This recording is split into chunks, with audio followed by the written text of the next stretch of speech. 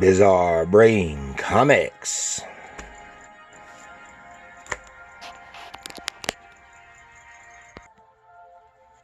Hmm. Hmm. Hello. Gary here for Bizarre Brain Comics.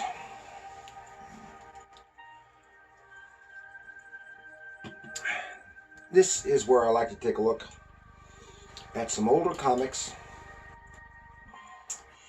and look at the characters and creators and then examine the stories and the art. So, this time I'm going to go back to the thrilling days of 1986 with Marvel's new universe and take a look at Spitfire and the Troubleshooters, number 3, 1986. So let's see what the Big Book of Knowledge has to say about it.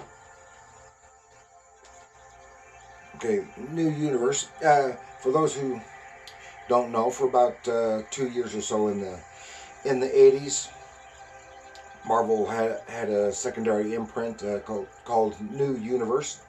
Had a whole new cast of characters and situations, and they were supposed to be intended to be a little more grounded than Marvel's standard Marvel universe. Superheroes that there were. I mean, there was a little bit more of a scientific basis to most of the things. No magic per se.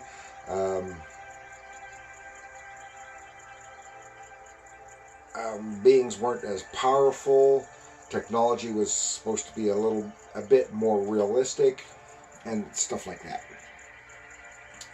And it was also supposed to be the time was supposed to go at real world pace. I don't know how close they stayed to that, but that is one monthly issue takes place over a month, or the events of one issue or a month after the events of the previous issue, if it's all in one day, for example.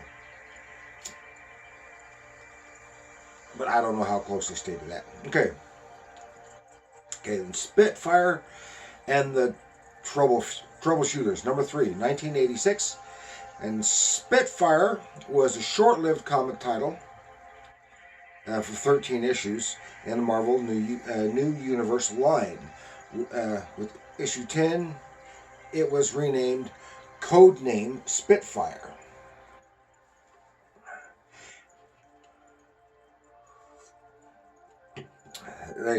They made it a little bit more of an espionage spy thing from what it started out as. Spitfire was Professor Jenny Swenson and a group of college students used a high-tech exoskeleton suit to fight a terrorist organization known as the Club. After the title was canceled, the character was repurposed as Chrome in DP7, and I had previously done an episode on DP7.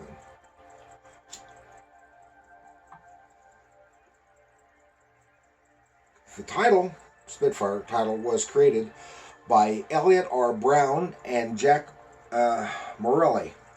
Part of the problem with this title may have been the lack of a steady creative team. No one stayed on more than a few issues, and they constantly made changes in the direction the title was going. And also maybe it was because it may have been a little too close to the concept of Iron Man. But it was even then it was a relatively realistic concept of a power suit. Their technology is working on that very concept right now, not like quite like this, or especially like Iron Man, but for other purposes. Okay. So let us join Jenny Swenson in her quest for vengeance on the killer of her father in the pages of Spitfire and the Troubleshooters. Yeah, Spitfire and the Troubleshooters, number 3. You can get a better view on that cover. And there's no credit on it. I just presume it's drawn by Ron Wagner, who did the interior art. See, no one drew or wrote this book for more than 2 or 3 issues at a time, which really made it very inconsistent. Now, I read a few issues back when they were new, and I kind of enjoyed it. And then rereading these, this is number 3, and I also have number 11 here. And then I read these, and I kind of enjoy it. I think it was a good idea, good concept, and I think it was just poorly executed on an editorial level. But it could have been something decent, and it is conceptually similar to Iron Man. It's not entirely unlike a TV movie that was from way back when, that was intended as a pilot, called the Exo Man, and he was a guy. He built this kind of suit, exosuit, like this. He's virtually impervious in it, and it was a spy type thing, and that was actually created by what's his name, Martin Caidin, who wrote the novel Cyborg that the $6 Million Man was based on.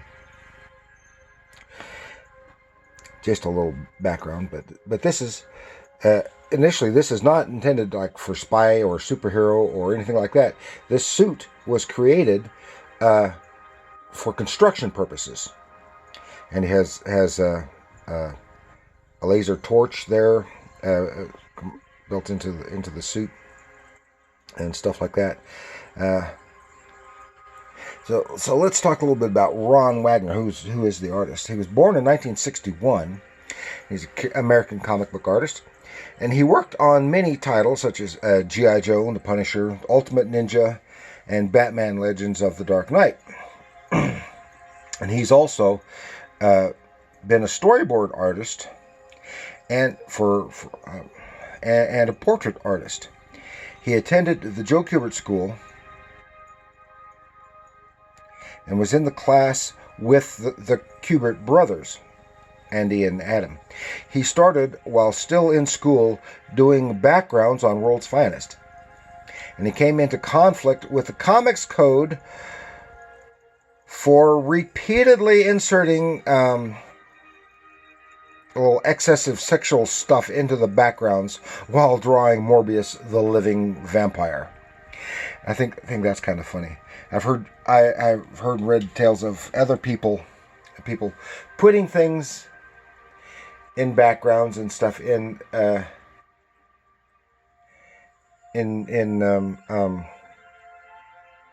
artwork, that to like thumb their nose at the Comics Code, and would often get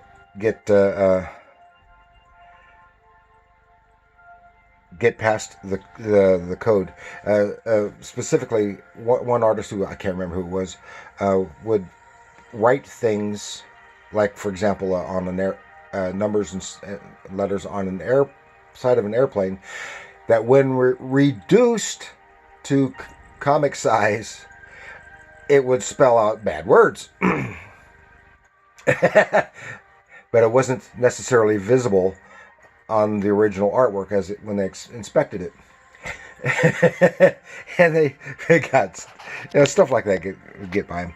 Okay, take a couple minutes here.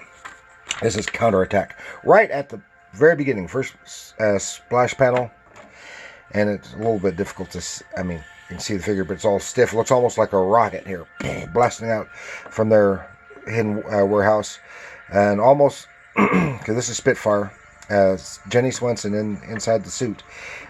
She's going somewhere, going to do something, and almost collides with a police helicopter, and that upsets her. And then while she's going, she almost collides with another helicopter.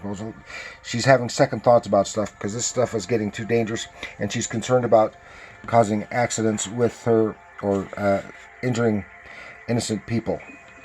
So here she is, and she lands at this place right next to this billboard. It's and hiding her suit to get out, to go to the hospital to visit a friend, because one of the reasons she's so concerned about this is one of her friends in the Troubleshooters, who are students. She's a professor, and they are her students at MIT. And he was injured helping her, and broke his arm or something, and she's all broken up about it. And I'm not going to get into some of the interpersonal stuff here. They're approached by police detectives, talking about something about the death of her father, which was just a couple months before. And she blames Fritz Krotz, the man who he was working for, because previously she in the guise of Spitfire, had gone up in battle against this new super tank that Krotz is developing for the military.